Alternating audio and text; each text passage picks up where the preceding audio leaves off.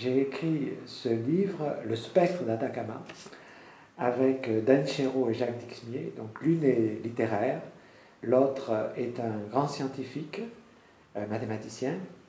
Et le thème général, l'idée générale, c'est, si vous voulez, c'est un roman scientifique. C'est un nouveau genre. Et on veut en fait faire découvrir des idées profondes, à la fois sur les mathématiques et sur la physique, mais de telle sorte qu'elles soient accessibles, qu'on arrive à en avoir une idée en lisant vraiment le livre comme un roman. L'histoire, le roman, qui est un roman d'aventure, met en scène trois personnages, qui sont trois scientifiques.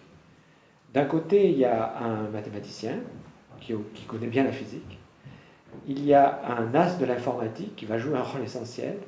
Et il y a une physicienne qui est rescapée d'un séjour dans le quantique. Donc, en fait, le personnage central, on peut dire, au niveau scientifique, c'est le spectre. Cette notion de spectre, c'est une notion qui est commune à la physique et aux mathématiques.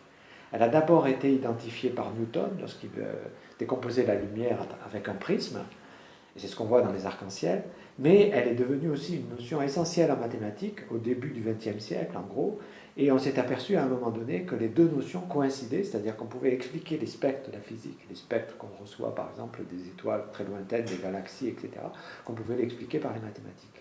Ce qu'on a essayé de faire, et j'espère qu'on a réussi, c'est de rendre ce thème parfaitement compréhensible, de le rendre sensible, si vous voulez, de le faire passer sans être dogmatique, c'est-à-dire sans des quantités d'explications, etc., mais en lisant le livre, en le lisant comme un roman d'aventure. Il peut être lu vraiment comme un roman d'aventure. Il y a des scènes qui se produisent, qui sont tout à fait extraordinaires. À travers cette lecture, il y a une osmose qui se produit et on arrive à comprendre ce que c'est que les spectres, la musique des formes, etc., et le message doit passer.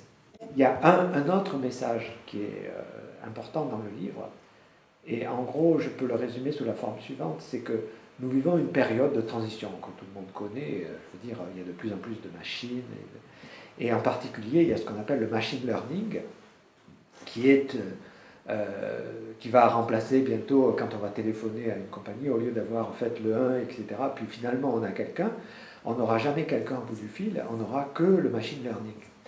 Donc, en fait, dans le roman, c'est un plaidoyer pour les concepts, c'est un plaidoyer pour essayer de résister à cette dérive du monde actuel qui fait qu'on abandonne notre individualité, et on le fait en fait consciemment, c'est-à-dire que les gens qui sont sur Facebook, etc., ils abandonnent consciemment, c'est eux qui le font, leur individualité, et en fait, il y a un message très très important à la fin du livre, qui est que nous devons sauver nos âmes.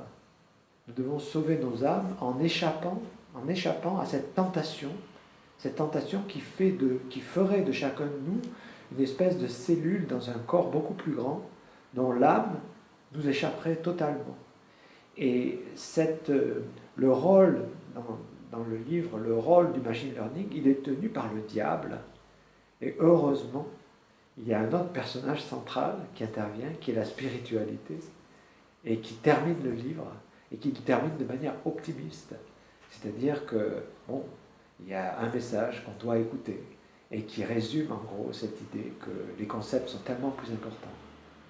Et les concepts créés par l'homme, comme celui de Topos, sont tellement importants par rapport à cette dérive actuelle dans laquelle on se laisse glisser. Voilà.